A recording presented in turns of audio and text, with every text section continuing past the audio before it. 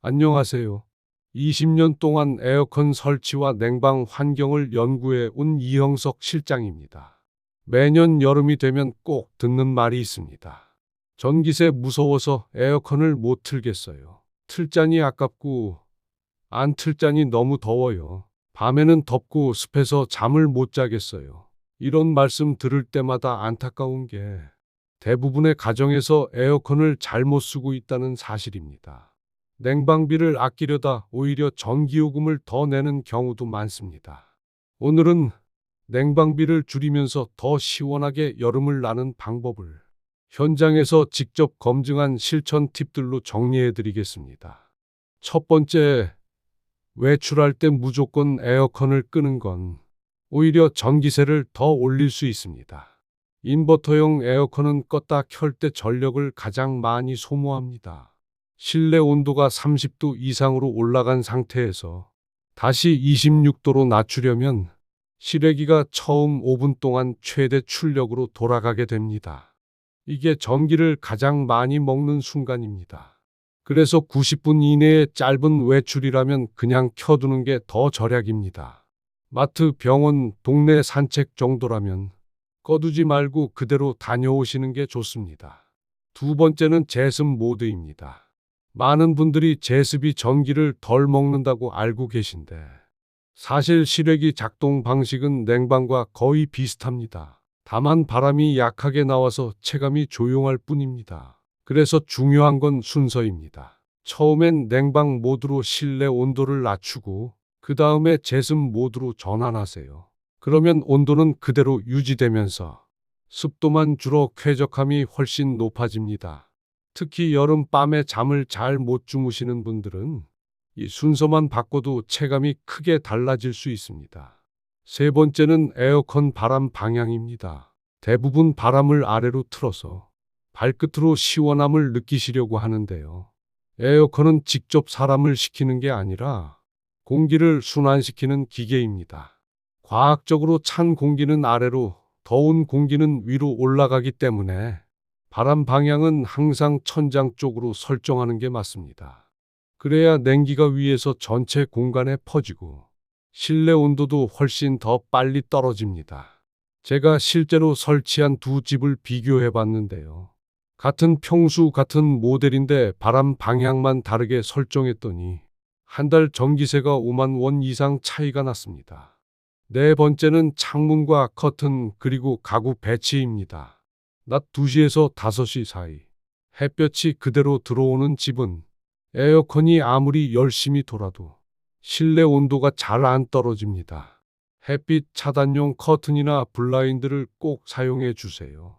이런 작은 차단만으로도 실내 온도는 3도 이상 줄고 전력 소모도 크게 줄어듭니다. 또 에어컨 앞에 장롱이나 냉장고, 식탁 같은 공기 흐름을 막는 가구가 놓여 있다면 냉기가 멀리 퍼지지 못하고 바로 막힙니다. 바람이 나가는 방향 앞쪽은 시야가 뻥 뚫려 있어야 냉기가 방 안 전체로 고르게 퍼집니다. 이것도 전기세 절약에 큰 영향을 줍니다. 다섯 번째는 필터입니다. 에어컨을 틀었는데 바람이 약하고 냄새가 난다면 대부분 필터에 먼지가 쌓여 있는 상태입니다. 필터가 막혀 있으면 공기를 제대로 흡입하지 못하고 실외기가 더 오래 돌아야 하기 때문에 전력 소비가 훨씬 많아집니다. 청소는 어렵지 않습니다. 앞면 커버를 열고 필터를 꺼낸 뒤 미지근한 물에 부드럽게 헹구고 그늘에서 완전히 말린 후 다시 끼우면 됩니다. 2주에 한 번 정도만 청소해도 월 전기세가 3만 원 이상 절약되는 사례가 많습니다.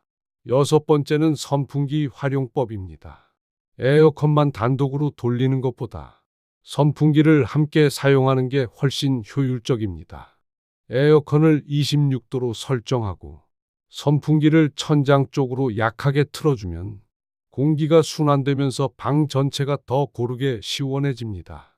체감 온도는 24도처럼 느껴지지만 실제로 에어컨은 적은 힘으로 돌기 때문에 전기세는 줄어듭니다.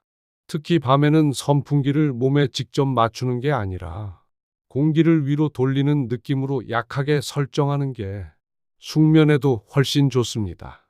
그리고 하나 더 짚고 넘어가야 할 게 있습니다. 우리가 사용하는 전기요금은 단순한 사용량 계산이 아니라 누진제 구조로 계산됩니다. 즉, 전기를 많이 쓰면 쓸수록 단가 자체가 올라가게 되어 있습니다. 그래서 같은 전기량을 써도 기준을 넘는 순간부터는 요금이 훨씬 더 많이 나올 수 있습니다. 이 누진제 구조를 감안하면 짧게 강하게 냉방하고 순환 유지로 끌고 가는 전략이 냉방비를 줄이는데 훨씬 효과적입니다. 그리고 가끔 이렇게 말씀하시는 분도 있습니다. 나는 그냥 선풍기만 써요. 에어컨은 안 틀어요. 하지만 이렇게 선풍기만 하루 종일 쓰는 것도 생각보다 전기세가 많이 나오고 무엇보다 습도는 전혀 조절되지 않기 때문에 땀이 마르지 않아 오히려 더 덥게 느껴집니다. 시니어분들은 특히 여름철 냉방병에 더 민감합니다. 그래서 에어컨 바람을 몸에 직접 맞지 않게 하고 선풍기는 천장 쪽으로 돌리는 방향을 유지하는 게 냉방병을 예방하면서도 시원하게 지내는 방법입니다. 마지막으로 정부에서 지원하는 에너지 바우처 제도도 꼭 알고 계셔야 합니다.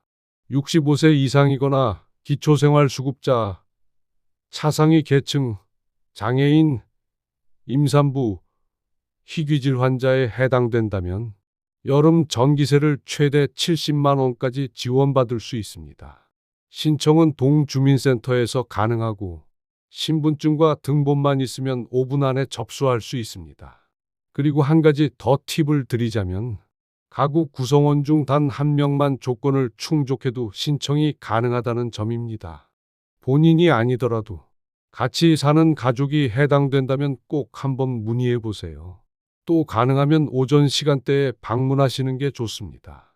무더운 오후엔 대기 인원이 몰려서 신청 자체가 더 지체될 수 있습니다. 이제 정리해 보겠습니다. 짧은 외출이라면 에어컨은 켜두고 나가세요. 냉방 후 제습으로 전환하세요. 바람 방향은 무조건 위로. 햇빛은 막고 가구는 치우세요. 필터는 2주마다 꼭 청소하세요. 선풍기는 공기 순환용으로 함께 쓰세요.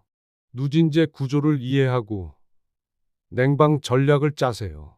그리고 에너지 바우처 제도 반드시 확인해 보세요. 이 8가지 팁을 실천하신다면 이번 여름은 확실히 다르게 느껴지실 겁니다. 지금까지 이형석 실장이었습니다. 감사합니다.